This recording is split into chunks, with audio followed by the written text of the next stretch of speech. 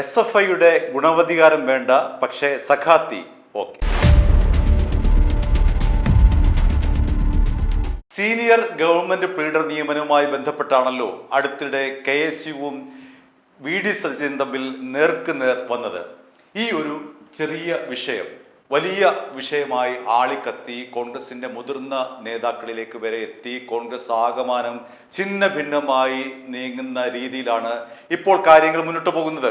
മുതിർന്ന നേതാക്കൾ വരെ ഈ ഒരു വിഷയത്തിൽ ഇടപെട്ടു. AICC general secretary KC Venugopal ഇന്ന് KSUവിനെ ന്യായീകരിച്ചു കൊണ്ടുവന്നു.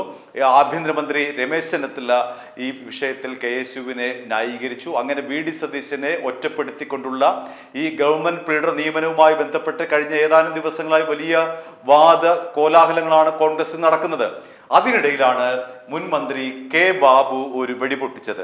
അതായത് രണ്ടു പേരെ ചൊല്ലിയാണല്ലോ പ്രധാനമായും ഈ വിവാദമുണ്ടായിരിക്കുന്നത്. സീനിയർ ഗവൺമെന്റ് പ്ലീഡറായിട്ടുള്ള ജിയോണ ജെയിംസ്, ഒപ്പം DS ശരത്ത്.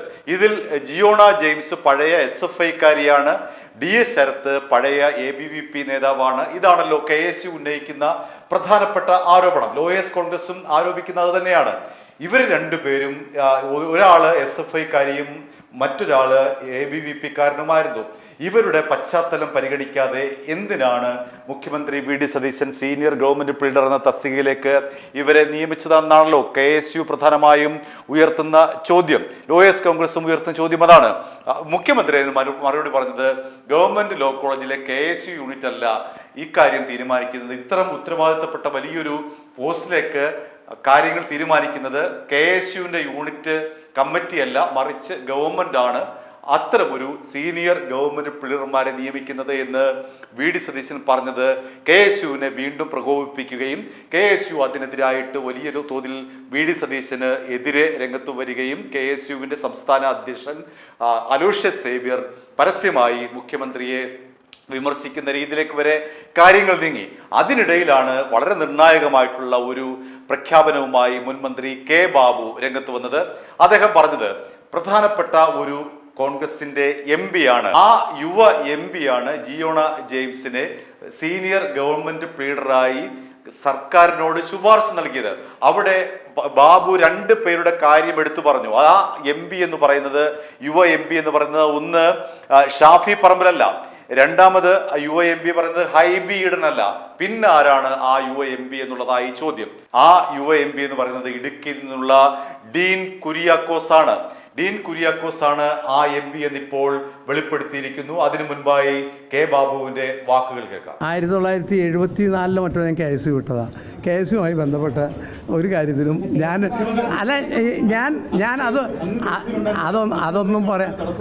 അതൊന്നും പറയാൻ ഞാൻ ആളല്ല. ഞാൻ KSU വിട്ടിട്ട് ഒരുപാട് കാലങ്ങളായി. എന്തോ KSUവിന് അഭിപ്രായം പറയുന്നത് തെറ്റില്ല. പക്ഷെ ഒരു കാര്യം, ഈ സർക്കാർ മറ്റേ വക്കീലന്മാരുടെ നിയമന കാര്യത്തിൽ ഒരു വക്കീലിൻ്റെ കാര്യത്തിൽ എനിക്ക് കൃത്യമായിട്ട് അറിയാം. അത് മുഖ്യമന്ത്രിയുടെ അടുത്ത് വേറൊരു MP ശുപാർശ ചെയ്തതാണ്. അത് IB ഈഡനല്ല, ഒരു യുവ MP ആണ് റെക്കമെൻഡ് ചെയ്തത്. ഷാഫി പറമ്പിലോ അല്ല, ഞാൻ തീർത്തു പറയാം. യുവ MPമാരിൽ ഷാഫി പറമ്പിലോ അതല്ലെങ്കിൽ എറണാകുളം MP അല്ല, മറ്റൊരു യുവ MP ശുപാർശ ചെയ്തതാണ്. ആ കാര്യത്തിൽ മുഖ്യമന്ത്രിയെ കുറ്റപ്പെടുന്ന കാര്യമില്ല. പക്ഷേ KSUക്കാർക്ക് അഭിപ്രായം പറയുന്നതിനെ കുറിച്ചൊന്നും എനിക്കൊരു തർക്കമില്ല. Thank you please. അല്ലല്ല, ഞാൻ പറഞ്ഞു, ഇപ്പോൾ ഞാൻ ഒരു കാര്യം ചോദിക്കട്ടോ, ഗവൺമെന്റ് കേസ് നടത്താൻ യോഗ്യരായ ആളുകളെ അഡ്വക്കേറ്റ് ജനറലിന്റെ ശുപാർശ അനുസരിച്ചിട്ടൊക്കെയാണ് എടുക്കുന്നത്. പക്ഷേ ഇവിടെ എല്ലാം ഗവൺമെന്റ് ആ നിലയ്ക്ക് തന്നെയാണ് മുൻപൊക്കെ ചെയ്തിട്ടുള്ളത്. എല്ലാവരും നിർദ്ദേശങ്ങൾ കൊടുക്കും, ശുപാർശ കൊടുക്കും. ഞാൻ ചോദിക്കട്ടെ, കഴിഞ്ഞ പ്രാവശ്യം അഡ്വക്കേറ്റ് ജനറൽ ചോദിച്ചു, അത് രാഷ്ട്രീയം നോക്കിയല്ലേ അഡ്വക്കേറ്റ് ജനറൽ വെച്ചത്? കഴിഞ്ഞ പ്രാവശ്യം കുറുപ്പ് സാറിനെ വെച്ചത് എല്ലാ ഗവൺമെന്റും നോക്കും. പക്ഷെ അത് മാത്രമല്ല പരിഗണന എന്ന് മുഖ്യമന്ത്രി തന്നെ പറഞ്ഞിട്ടുണ്ടല്ലോ. മാത്രമല്ല പരിഗണന, അല്ല, യോഗ്യതയാണ് പരിഗണന. അഡ്വക്കേറ്റ് ജനറൽ ശുപാർശയാണ് പരിഗണന. അതനുസരിച്ചിട്ടായിരിക്കും മുഖ്യമന്ത്രി ചെയ്തത്. അത് അവരോട് ചോദിക്കണം. അത് ഓരോരുത്തരെയും ആശ്രയിച്ചിരിക്കും. സാർ ഒരു clarity, that depends the person. Sir ഒറ്റ ക്ലാരിറ്റി കൂടി, ഇപ്പൊ ഈ യുവ MP-യുടെ കാര്യം പറയുന്നത് ഈ വിവാദമായ പ്ലേയറുടെ കാര്യത്തിലാണ്. ഒരാളുടെ കാര്യത്തിൽ ആ MP താൻ തന്നെയാണ് എന്നുള്ള ഉത്തരവാദിത്വം ഏറ്റെടുത്തുകൊണ്ട് ഇപ്പോൾ ഡീൻ കുര്യാക്കോസ് രംഗത്ത് വന്നിരിക്കുകയാണ്. അദ്ദേഹം പറയുന്നത് ജിയോണ ജെയിംസിന്റെ പശ്ചാത്തലം എന്താണെന്ന് അറിയില്ല, പക്ഷേ 2022 ശേഷം അവർ ഈ കോൺഗ്രസിന്റെ പോഷക സംഘടനയായിട്ടുള്ള ഇന്ത്യൻ ലോയേഴ്സ് കോൺഗ്രസിലെ സജീവ അംഗമാണ്. അങ്ങനെയുള്ള അവരുടെ പ്രവർത്തനം വിലയിരുത്തിക്കൊണ്ട് തന്നെയാണ് താൻ ശുപാർശ ചെയ്തത് എന്നാണ് ഡീൻ കുര്യാക്കോസിന്റെ അവകാശവാദം. മാത്രമല്ല SFIയുടെ ഗുണവധികാരം തന്നോട് വേണ്ട, തനിക്ക് ഈ പറയുന്ന മുടി നോക്കൂ, അത് മൊട്ടയടിച്ചിരിക്കുന്നു, അവിടെ SFIക്കാർ തല്ലിയതിൻ്റെ മുറിവാണ് അവളുള്ളത്, അവിടുത്തെ സ്റ്റിച്ചുകളുടെ എണ്ണമടക്കം പറഞ്ഞുകൊണ്ടാണ് ഡീൻ കുര്യാക്കോസ് ജിയോണ ജെയിംസിനെ ന്യായീകരിച്ചിരിക്കുന്നത്. അപ്പോൾ ഇവിടെ പ്രധാനമായും ഉയരുന്ന ഒരു പ്രശ്നം, കെ ബാബു പൊട്ടിച്ച അമിട്ട് വന്നുകൊണ്ടിരിക്കുന്നത് ഡീൻ കുര്യാക്കോസിനാണ്. അദ്ദേഹത്തിന് ഉള്ള കാര്യം പറയേണ്ടി വന്നു, അദ്ദേഹത്തിന്റെ വാക്കുകൾ. ഇത്തരമൊരു വിഷയം മാധ്യമങ്ങളിൽ ചർച്ച ചെയ്യേണ്ട കാര്യമുണ്ട് എന്ന് എനിക്ക് അഭിപ്രായമില്ല. പക്ഷേ ഏതായാലും ബഹുമാനനായ സീനിയർ നേതാവ് ബാബുചേട്ടൻ അങ്ങനെ ഒരു അഭിപ്രായം പറഞ്ഞപ്പോൾ സ്വാഭാവികമായിട്ട് ഞാൻ പ്രതികരിക്കേണ്ടി വരും എന്നുള്ളതിൽ സംശയമില്ല. അതുകൊണ്ട് ഞാൻ നിങ്ങൾ ചോദിക്കുന്ന ഏത് ചോദ്യത്തിനും മറുപടി പറയാൻ ഞാൻ തയ്യാറാണ്. ഈ വിഷയത്തിൽ ഈ ജിയോണ എന്ന് പറയുന്ന അഭിഭാഷകയെ റെക്കമെൻഡ് ചെയ്ത ഒരാൾ ഞാനാണ്, അതിനകത്ത് സംശയവുമില്ല. ഞാൻ ബഹുമാനപ്പെട്ട മുഖ്യമന്ത്രിക്ക് അദ്ദേഹം നിയമവകുപ്പ് കൈകാര്യം ചെയ്യുന്ന മന്ത്രി എന്നുള്ള നിലയിൽ ശുപാർശ നൽകിയിട്ടുണ്ട്. പ്രത്യേകിച്ചും ഈ നിയമനം എന്ന് പറയുന്നത് ഇത് പരീക്ഷയുടെ അടിസ്ഥാനത്തിൽ നടക്കുന്ന ഒരു നിയമനമല്ലല്ലോ.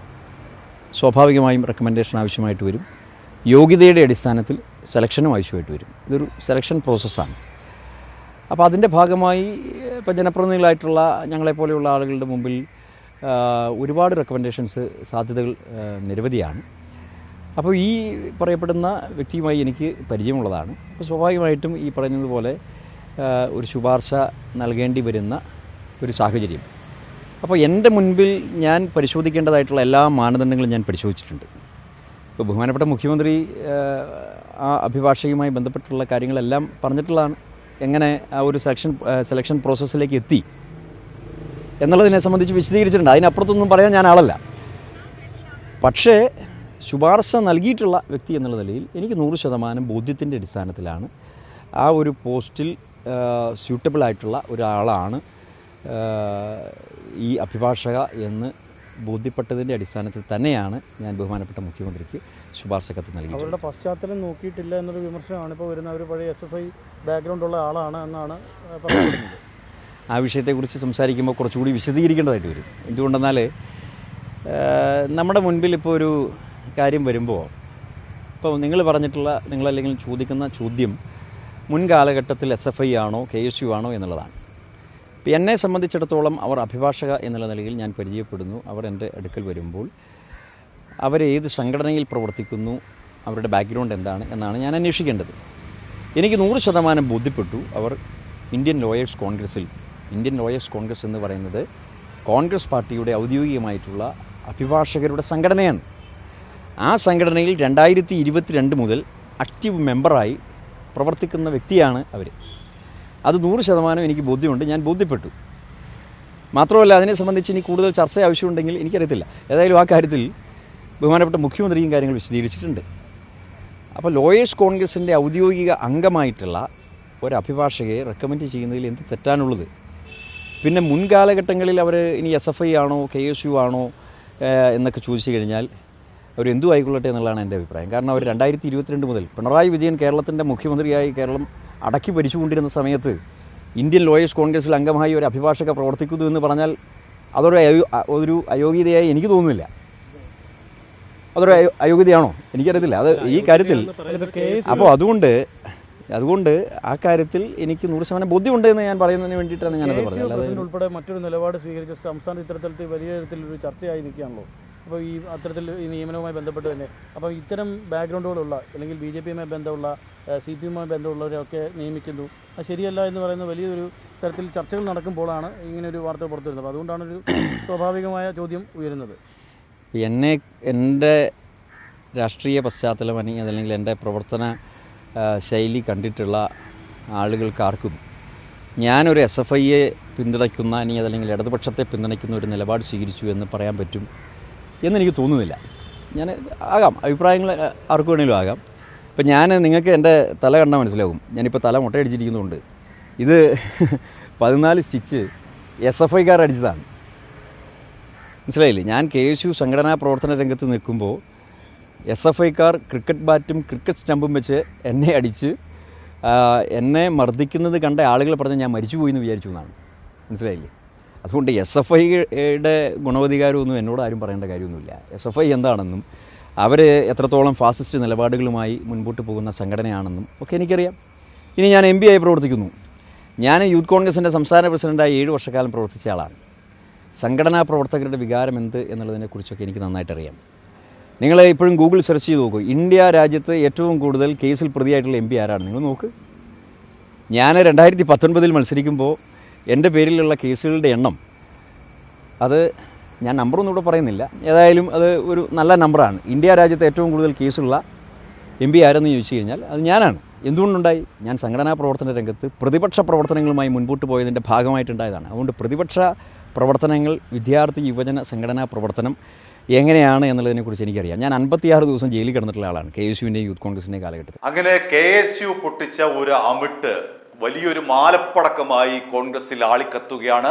ഈ സീനിയർ ഗവൺമെന്റ് പ്ലീഡർ നിയമനവുമായി ബന്ധപ്പെട്ട് ഇന്ന് രമേശ് ചെന്നിത്തല രംഗത്ത് വന്നു, അതേപോലെ KC വേണുഗോപാൽ രംഗത്ത് വന്നു. എന്നാൽ ഇക്കാര്യത്തിൽ മുഖ്യമന്ത്രി അന്ന് പറഞ്ഞ ഒരു കാര്യത്തിൽ ഉറച്ചു നിൽക്കുകയാണ്. ഇക്കാര്യത്തിൽ KSU അല്ല തീരുമാനമെടുക്കേണ്ടത്. ഇത്തരം ഗൗരവമായിട്ടുള്ള ഒരു തസ്തികയിലേക്ക് KSUക്കാരൻ തീരുമാനിക്കേണ്ട എന്നുള്ള ആ മുഖ്യമന്ത്രിയുടെ അന്നത്തെ പ്രസ്താവന ഒഴികെ അദ്ദേഹം ഇക്കാര്യത്തിൽ പിന്നീട് മൗനം പാലിക്കുകയായിരുന്നു. അദ്ദേഹത്തിന്റെ മൗനം ഇപ്പോൾ തുടരുകയാണ്. അതായത് മുഖ്യമന്ത്രി ഇക്കാര്യത്തിൽ ഇപ്പോഴും മൗനം തുടരുകയാണ്. എന്നാൽ മുതിർന്ന കോൺഗ്രസ് നേതാക്കളടക്കം KSUവിലേക്ക് വന്നാൽ അവിടുത്തെ KSUവിലെ 2ാം നിര 3ാം നിര നേതൃത്വമടക്കം ജില്ലയിലെ നേതാക്കളടക്കം പരസ്പരം തമ്മിലടിക്കുന്നു. ഈ ജിയോണ ജെയിംസിനെയും DS ശരത്തിനെയും ചൊല്ലി അവിടെ KSU ചേരിതിരിഞ്ഞ് അടിക്കുന്നു. ഇവിടെ കോൺഗ്രസിൽ വലിയ ചേരിതിരിവ് ഉണ്ടായിരിക്കുന്നു. മൗനം പാലിക്കുകയാണ് ഈ വിഷയത്തിൽ ഇപ്പോഴും മുഖ്യമന്ത്രി. i2i News, an eye for truth. i2i News subscribe ചെയ്തിട്ടില്ലാത്തവർ ഇപ്പോൾ തന്നെ സബ്സ്ക്രൈബ് ചെയ്യുക. നോട്ടിഫിക്കേഷൻ ലഭിക്കുവാൻ ബെൽ ബട്ടണും അമർത്തുക.